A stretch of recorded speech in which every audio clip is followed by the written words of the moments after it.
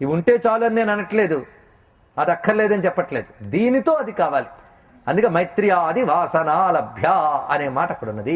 ఇది ఉన్నవారికి మాత్రమే పరతత్వం దొరుకుతుంది. అదే ఇక్కడ చెప్తున్నాడు. కనుక మైత్రి ఈ భావములు ఉండాలి. ఎంత చక్కగా చెప్పాడు. అందరూ తాపత్రయాలతో బాధపడుతున్నప్పుడు ఎవరినయ్యా నువ్వు ద్వేషిస్తావు? చాలదా ఈ మాటలో ఎంత లోతుందో. అత భద్రాని భూతాని హీనశక్తిరహం పరం ముదం తథాపి కుర్వీత హాని ద్వేష ఫలం యత. ఇప్పుడు చెప్పినదంతా. కనుక ద్వేషానికి ఫలం ఏమిటంటే హాని మాత్రమే. గుర్తుపెట్టుకోండి, ద్వేషానికి ఎప్పుడైనా ఫలితం ఏంటయ్యా అంటే ద్వేషించేవాడు హాని పొందుతాడు, ఇందులో సందేహం లేదు. సారభూతమైన అంశంగా యోగులు చెప్పినంత చెప్తున్నాను. మీరు చెప్పే లౌకికంగా సుఖపడ్డం, దుఃఖపడ్డం, వీటికి ప్రతీకారాలు తీర్చుకోవడం. ప్రతీకారం అంటే దుఃఖం నుంచి ప్రతీకారం, సుఖం నిలబెట్టుకోవడానికి ప్రయత్నం.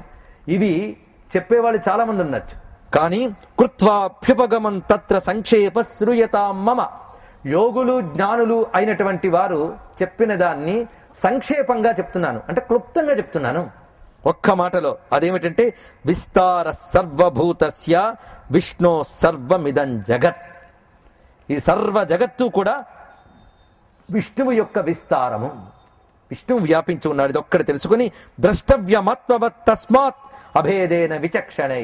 అందువల్ల నువ్వేం చేయాలి అంటే ఇతరులను కూడా నీవలే దర్శించు. నేను అనే భావం నీకెంతో అవతల వాడికి కూడా నేను అనే భావం అంతే. ఇది ఒక్కటి నువ్వు తెలుసుకున్నావా, ఎవరిని ద్వేషిస్తావు నువ్వు, ఎవరిని ద్వేషించావు? ఇదే మాటనే ఆత్మవత్ సర్వభూతానాం అనేటువంటి ఆత్మవత్ సర్వభూతేషు అనేటువంటి మాట భగవద్గీతలో కనిపిస్తున్నది. మనం అంటూ ఉంటాం అన్నదమ్ముల వలన మెలగవెలను అని. అన్నదమ్ముల వలన మెలిగితే మహా కష్టం. అన్నదమ్ములందరూ కేర్ ఆఫ్ కోర్టే ఇప్పుడు. కనుక సౌభ్రాతృత్వ భావము, స్నేహభావము ఇవన్నీ కూడా కాదండి. స్నేహభావం కూడా ఎల్లవేళలా చక్కగా ఉంటుందని చెప్పలేవు. మనకంటే వాడు ఎదిగిపోతున్నప్పుడు బాధే.